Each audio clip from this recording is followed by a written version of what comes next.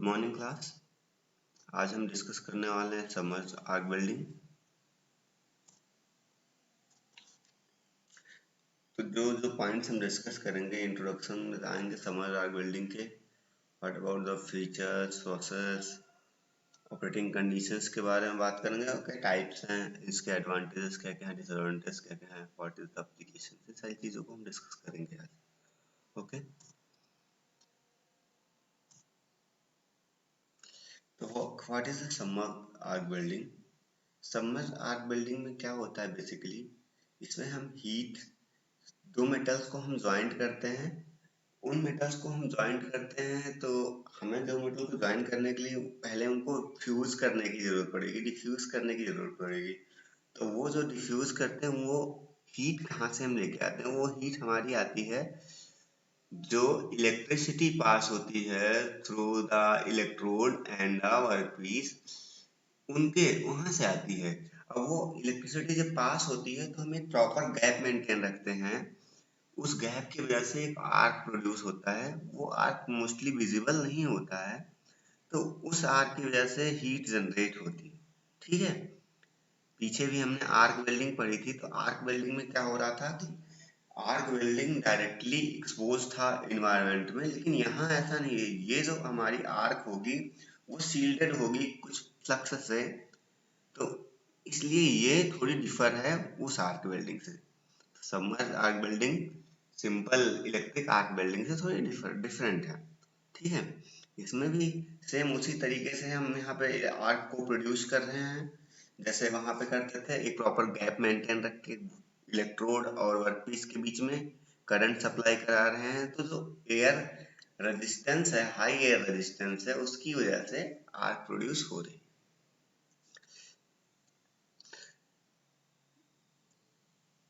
चूंकि यहाँ पे आर्क विजिबल नहीं होता, इसलिए कोई स्पार्क नहीं होता और कोई स्पैटर्स नहीं होते, ना ही कोई फ्यूम होता है।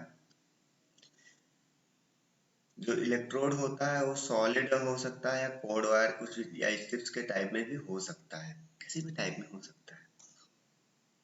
अगर हम प्रोसेस की बात करें तो जो हमारा आर्क का जोन है वो प्रोटेक्ट रहता है। उसको हम प्रोटेक्ट करते हैं फिजिबल फ्लक्स से या ग्रेनुलर फिजिबल फ्लक्स से। दैट्स वाई हम इसे कहते हैं सबमर्ज्ड आर्क वेल्डिंग।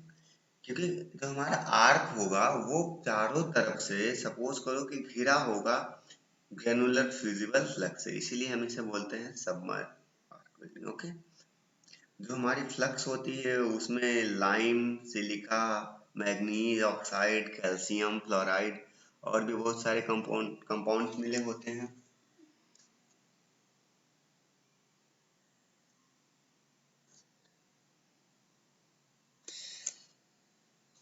जब हमारी मोल्टिंग प्रोसेस स्टार्ट होती है तब क्या होता है, फ्लक्स हमारा कंडक्टिव बन जाता है और हमें करंट फ्लो करने के लिए एक पाथ प्रोवाइड कराता है इलेक्ट्रोड और वर्कपीस के बीच में।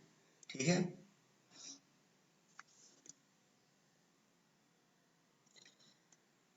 और ये जो हमारे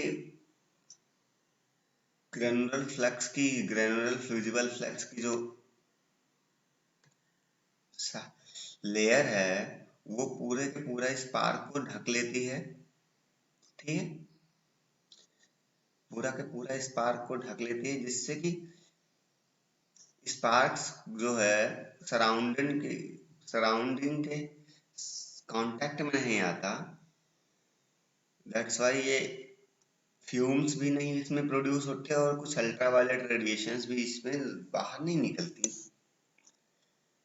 और इस तरह से हम इसे क्या करते हैं, सील्डिंग देते हैं पूरे प्रोसेस को, पूरे आर्क को। ये हमारा प्रोसेस का है। ये हमारे क्या है, फ्लक्स का हॉपर है। ये हमारी इलेक्ट्रोड वायर है। यहाँ पे हम एसी और डीसी दोनों सप्लाई दे सकते हैं। इन दोनों के बीच में हमें ये एक वर्क पीस है, ये दूसरा हमारा वर्क पीस है। इन दोनों के बीच में वेल्डिंग करनी है यहाँ पे। ठीक है, सॉरी।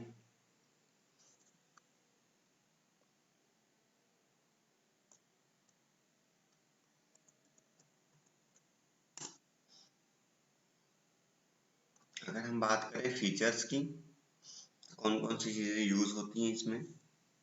फ्लक्स हॉपर है, पीछे हमने बात कर लिया। इसमें क्या होता है, फ्लक्स और फ्लक्स इसमें स्टोर होता है और उसको कंट्रोल रेट से कैसे डिपोजिशन करवाना है वेल्डिंग जॉइंट पे, वो हम डिसाइड करते हैं। वेल्डिंग हेड होता है, इसमें फिलर मटेरियल या फिर आप इसे इलेक्ट्रोड भी कह सकते हैं, वो लगा रहता है। फ्लक्स होता है, फ्लक्स क्या होता है, जो कि फ्लक्स हॉपर में रहता है। ये हमारा ग्रेजुलेटेड फ्लक्स सीट होता है, जो कि फिजिबल फ्लक्स होता है, जो कि हमारे मोल्टन बेल्ट्स को प्रोटेक्ट करता है एटमॉस्फेरिक कंटामिनेशन से। ये सारी चीजें हमने आर्क वेल्डिंग में देखी थी। और ये फ्लक्स जो है वेल्ड मेटल को भी क्लीन करता है और केमिकली कंपोजिशन मॉडिफाई करता है, इसकी केमिकल कंपोजिशन को भी। ठीक, सब हम देख चुके हैं थोड़ी बहुत चीजें।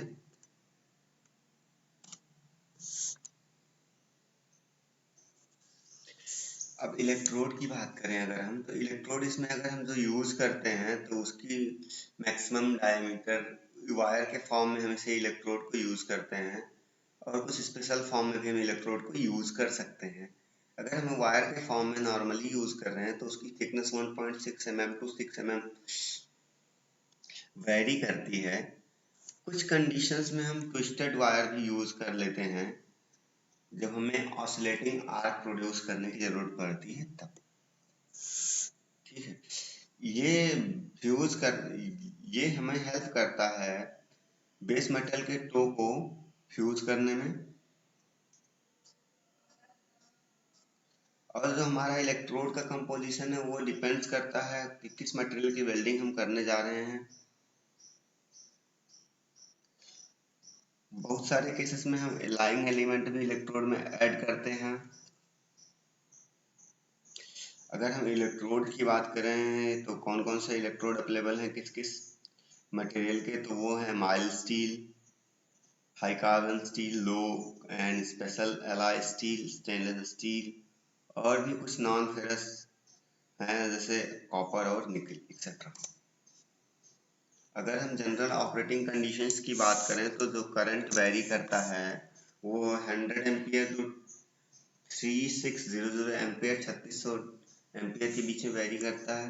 If we will talk about the diameter of wire in one molten pool, then it will vary from 1 to 6 mm, sorry.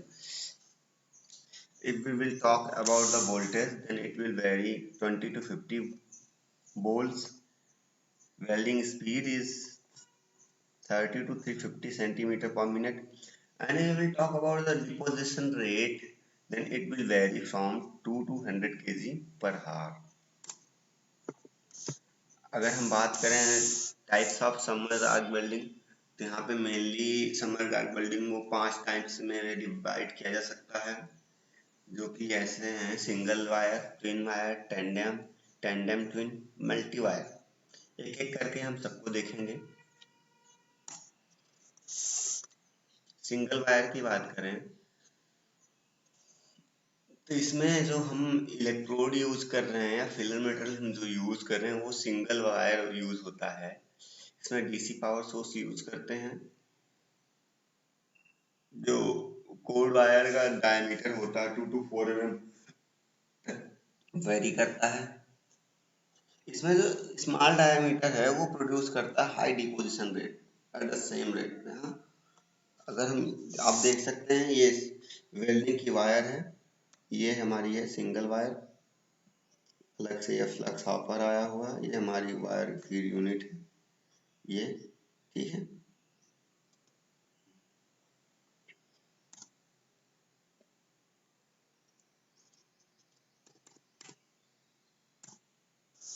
Twin wire की बात करें तो सेम वायर फीड यूनिट में से हम दो वायर को फीड करते हैं। ठीक है, क्लियर है आपको? सेम फीड यूनिट में हम दो वायर को फीड करते हैं। यहाँ पे हम डीसी सप्लाई यूज करते हैं, और इसमें जो डिपोजिशन रेट होता है वो 30% more higher than single wire. ठीक है, इसमें जो डिपोजिशन रेट है वो 30% हायर देन सिंगल वायर है।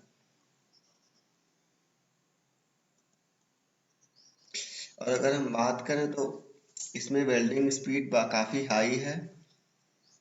अगर हम फिलेट वेल्डिंग कर रहे हैं तो वेल्डिंग स्पीड इसमें काफ़ी हाई होगी। टेंडेम ट्विन की बात करेंगे। इसमें टेंडेम ट्विन में क्या होगा, हम दो वायर तो हम यूज करेंगे, दो वायर दो इलेक्ट्रोड, लेकिन ये दोनों अलग अलग पावर सोर्स के थ्रू इन्वॉल्व रहेंगे। ठीक है,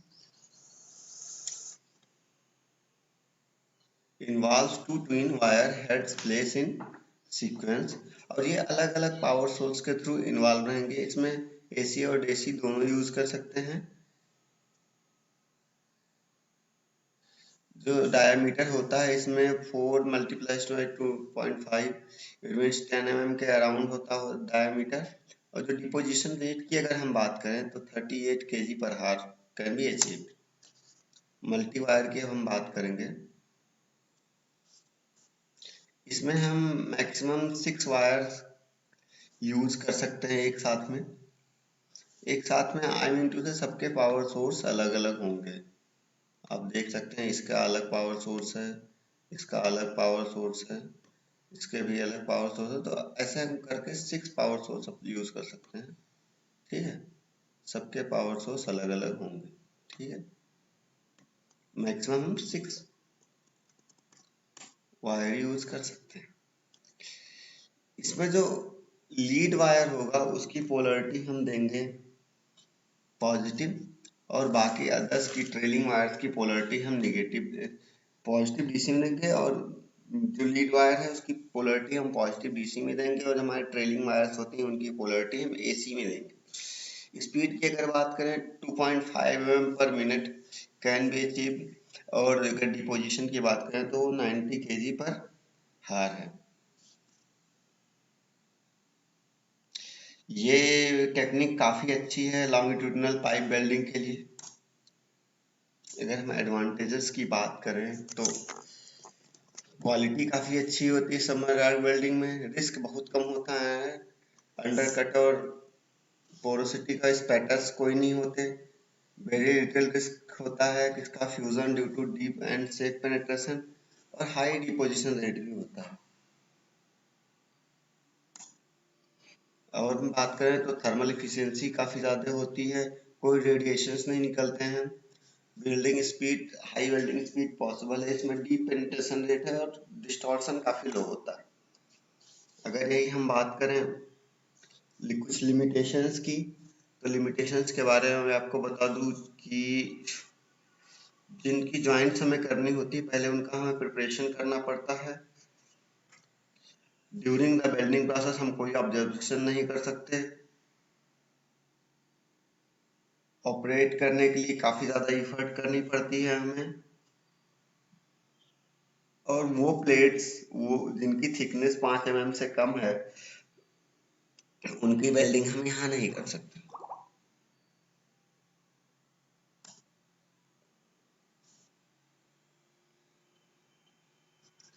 जो हमारी फ्लक्स है वो मे भी कंटामिनेट हो सकती है और ड्राप हो सकती है विद द मॉइस्चर। सॉलिडिफिकेशन में क्रैक्स फॉर्म हो जाते हैं, इरेगुलर वायर फीड है, ये भी एक हमारी प्रॉब्लम है। एप्लीकेशन की मैं बात करूँ तो fabrication of boilers, pressure vessels, tank cards, structural shape and cylinder, circular belt, beam production, ship building, circumferential welding, in wind tower fabrication, longitudinal pipe welding, निकल एबेस एलॉय, सरफेस एप्लीकेशन, इन सारी चीज़ों में हम सबमर्ज आर्क वेल्डिंग का use करते हैं। अब हम जो अगला टॉपिक पढ़ने वाले हैं वो हमारा है फ्रिक्शन वेल्डिंग। हम देखेंगे फ्रिक्शन वेल्डिंग।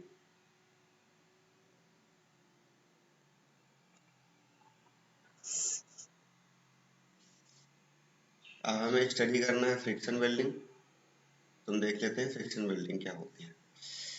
बेटा फ्रिक्शन वेल्डिंग एक सॉलिड स्टेट की वेल्डिंग है। इसमें हम क्या करते हैं, सपोज हमारे पास दो सिलेंड्रिकल रॉड्स हैं, तो एक रॉड्स को हम रोटेट कराएंगे और दूसरे को हम स्टेशनरी रखेंगे, और विद हाई प्रेशर उस मूविंग रॉड के क्रॉस सेक्शन पे इसको प्रेस करेंगे। तो धीरे धीरे उनमें क्या होगा कि फ्रिक्शन फोर्स जनरेट होगा और वो फ्रिक्शन फोर्स की वजह से हीट जनरेट होगी, फ्रिक्शन की वजह से हीट जनरेट होगी और वो हीट इन दोनों कॉन्टैक्ट सरफेसेस को डिफ्यूज करेंगी और ये जो प्रेशर हम दे रहे हैं इस प्रेशर की हेल्प से बाद में हम उसे स्टॉप कर देंगे। तो ये प्रेशर क्या होगा, इस प्रेशर की हेल्प से वो दोनों आपस में ज्वाइंट हो जाएंगे। ठीक है, आ रही बात समझ में?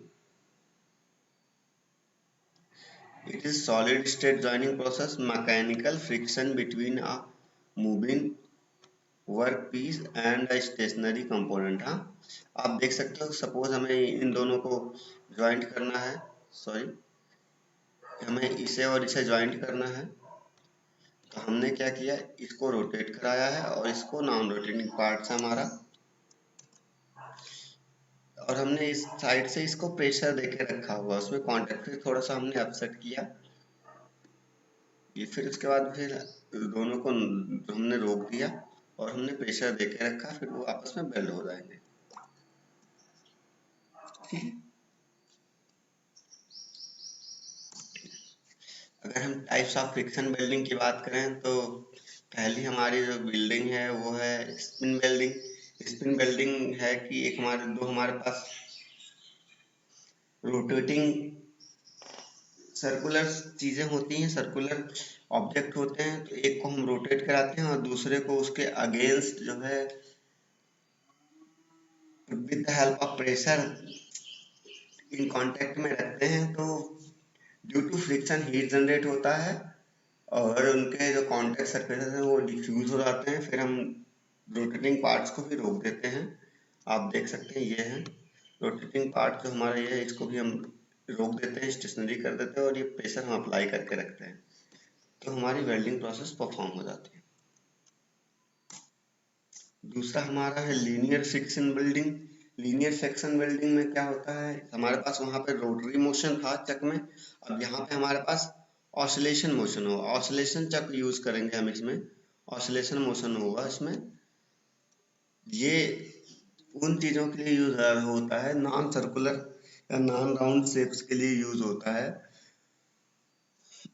इसमें जो मटेरियल होता है हमारे पास उसकी स्ट्रेंथ काफी हाई होती है। सपोज देखिए ये हमारा मोशन कर रहा है,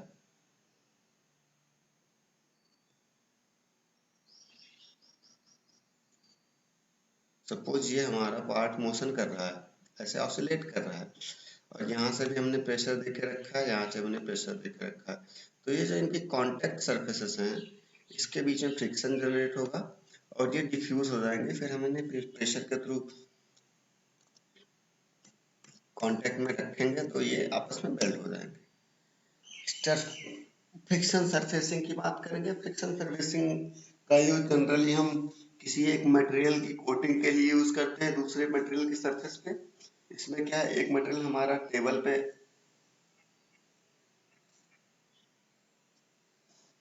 है, वो टेबल भी हमारी फीड मोशन दे रही है और दूसरा हमारा मटेरियल रोटेट कर रहा है। तो जो जिस मटेरियल का हमें कोटिंग करनी है वो मटेरियल हमारा रोटेट कर रहा है, तो धीरे धीरे जब वो मटेरियल रोटेट करेगा और कांटेक्ट में आएगा तो वो धीरे धीरे डिपॉजिट होता जाएगा सरफेस पे। फ्रिक्शन स्टर वेल्डिंग की बात करें, इसमें सिलिंड्रिकल शोल्डर टूल के साथ साथ हम एक प्रोब प्रोफाइल या पिन यूज करते हैं।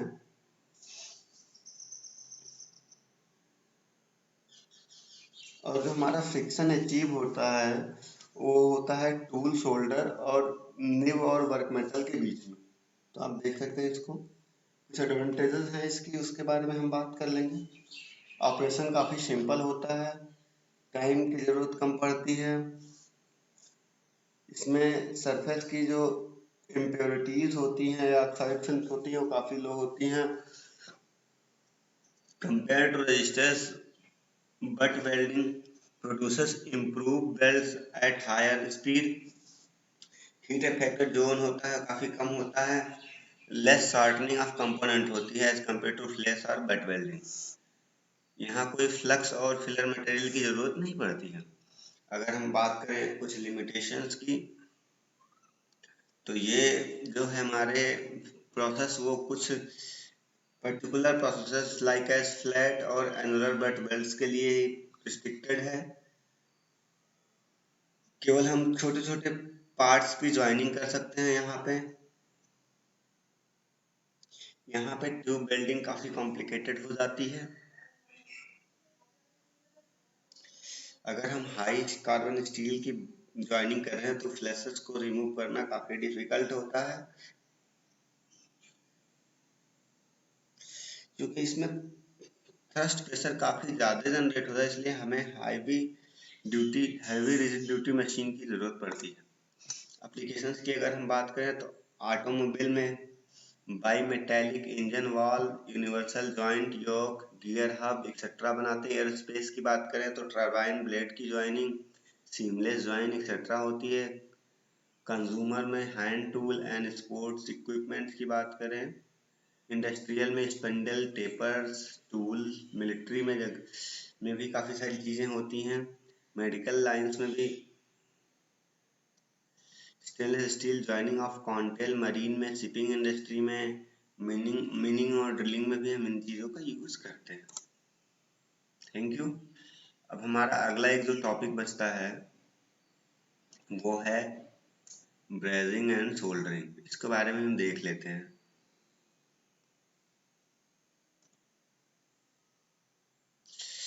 दोनों प्रोसेसेस हमारे परमानेंट ज्वाइनिंग के लिए यूज होते हैं।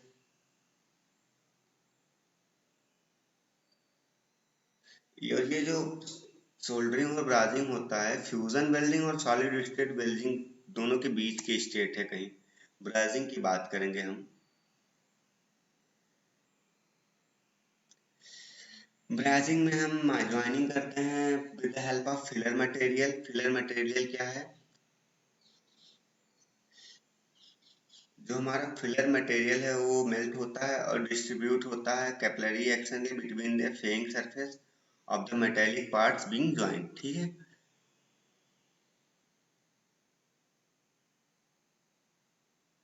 इसमें ब्रेजिंग में कह रहे हैं कि कोई भी मेल्टिंग वर्कपीस के बीच में नहीं होती, केवल और केवल फिलर मटेरियल मेल्ट करता है और जहां हमें ज्वाइन करनी होनी होती है दोनों कॉन्टेक्ट सरफेसेस में, उसमें डिपॉजिट हो जाता है। Melting point of filler metal should be more than 450 degree centigrade. ठीक है।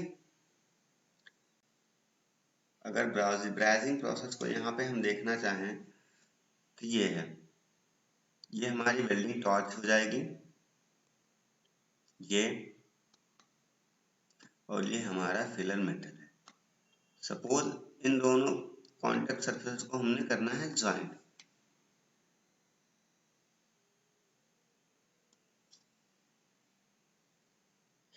तो हम क्या करेंगे कि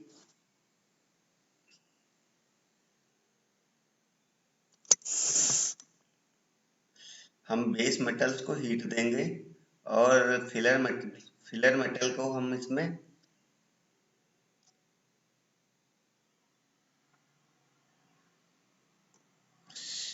यहाँ से देखिए हम बेस मेटल को हीट दे रहे हैं। ठीक है। The filler metal is drawn through the joint to create this bond in इस कैपिलरी एक्शन।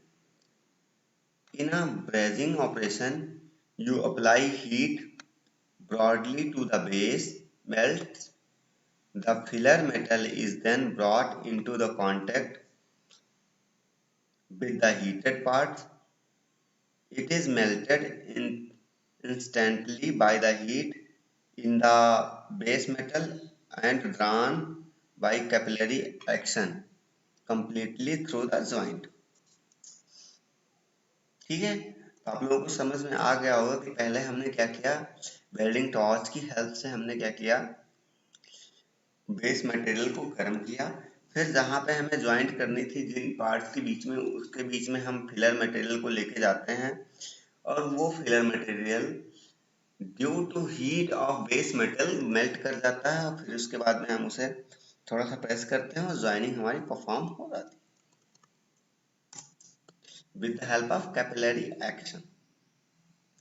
ब्राजिंग मेथड की बात करें तो टार्च ब्राजिंग होता है।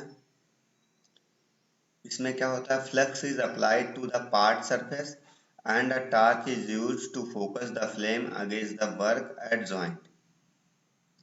A reducing flame is used to prevent the oxidation.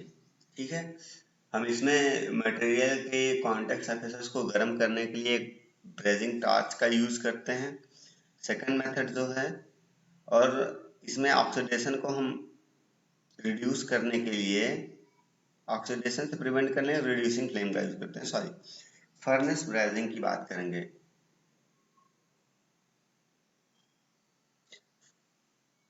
इस फर्नेस ब्राउजिंग में हम क्या करते हैं, फर्नेस का यूज करते हैं हीट करने के लिए वर्कपीस को, जिनकी हमें ब्राउजिंग ऑपरेशन के थ्रू ज्वाइनिंग करनी है। The component parts and brazing metal are loaded into the furnace, heated to braising temperature and then cooled and removed.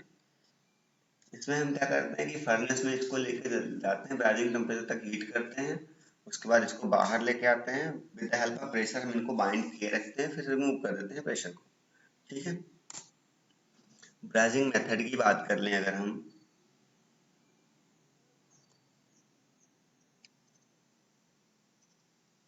पीछे हम बात कर रहे थे टॉर्च ब्राइजिंग, फर्नेस ब्राइजिंग, दो की बात हो गई। डिप ब्राइजिंग की बात करेंगे। इसमें हम असेंबल्ड पार्ट्स को क्या करते हैं, डिप कर देते हैं हीट केमिकल बाथ में, which serve as both fluxing agent and heat source to melt pre-applied filler material। ठीक है, जो हमारे पास फिलर मटेरियल पहले से अप्लाइड है उसको, उसके लिए हीट सोर्स का use, as a heat source काम करता है और हमारी ब्रेजिंग जॉइंट्स परफॉर्म हो जाती है। इंडक्शन ब्राजिंग की बात करेंगे। A process that uses electrical resistance of workpiece and a high frequency current induced into the same as a source of heat generation. The parts are preloaded with filler metal and placed in a high frequency AC field. Induction brazing में हम जो heat use देते हैं workpiece को, वो due to electrical resistance देते हैं। Suppose हमने किसी हाई फ्रीक्वेंसी करंट के फील्ड में हमें जिन पार्ट्स की ज्वाइनिंग करनी है, उसके बीच में पहले हम क्या करते हैं, फिलर मटेरियल रख देते हैं, फिर उनके बीच में हाई इलेक्ट्रिकल रेजिस्टेंस इंड्यूस्ड कर देते हैं, हाई इलेक्ट्रिकल फ्रीक्वेंसी की फील्ड जनरेट करते हैं। तो क्या होता है कि जब हाई इलेक्ट्रिक करंट फ्लो करेगी तो high, due to high electrical resistance high heat generate होगी और इस हीट की हेल्प से हमारा जो फिलर मटेरियल होगा मेल्ट होगा और ज्वाइनिंग परफॉर्म हो जाएगी। सोल्डरिंग की बात करें, सोल्डरिंग भी ब्राइजिंग के सिमिलर ही है, लेकिन अगर बात करें कि डिफरेंस क्या है, तो डिफरेंस है filler metal. The filler metal used in case of soldering should have the melting temperature lower than 450 degrees। वहाँ पे हमारे पास जो मेल्टिंग टेम्परेचर था फिलर मेटेरियल का वो अबव 450 डिग्री सेंटीग्रेड था, लेकिन सोल्डरिंग में जो फिलर मटेरियल का टेम्परेचर होगा, मेल्टिंग टेम्परेचर, वो lower than, below than 450 degree centigrade होगा। सोल्डरिंग,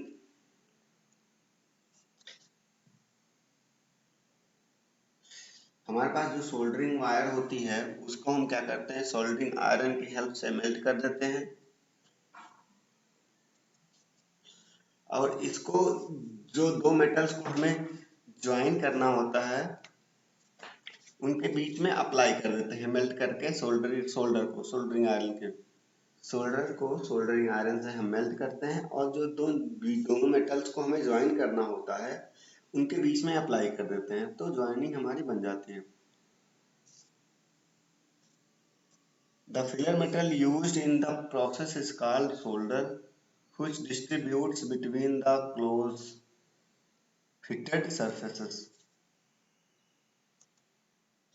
सोल्डरिंग मेथड की बात करें तो आयरन सोल्डरिंग जो कि जनरली हम देखते हैं मार्केट में या इलेक्ट्रॉनिक्स की दुकान पे, the oldest and simplest soldering method and it is still widely used today. आप सब देखते होंगे, कुछ लोग तो घर पे भी यूज करते होंगे सोल्डरिंग आयरन का, स्मॉल वायर्स को ज्वाइन करने के लिए। सोल्डरिंग आयरन है copper tip which easily stored and transferred heat to the joint. Web soldering की अगर बात करें, a specific method used in the fabrication of electronic components and printed circuit boards (PCB). In this method, continually circulating fountains or waves of solder are lifted into contact with the joint. इसमें क्या होता है कि circulating fountain waves होती हैं, उनको हम lift करते हैं, जो मेटल्स ज्वाइन करने हैं उनके बीच में, जो जिन मेटल को ज्वाइन करना है उनके कांटेक्ट सरफेसेस के बीच में फाउंटेन वेव्स को हम लिफ्ट करते हैं। तो फिर ये मेथड, इस मेथड के थ्रू क्या होता है कि हमारी जो कांटेक्ट सरफेसेस हैं वो मेल्ट होंगी और वो बेल्ट हो जाएंगी। फिलर मेटल की बात करेंगे हम।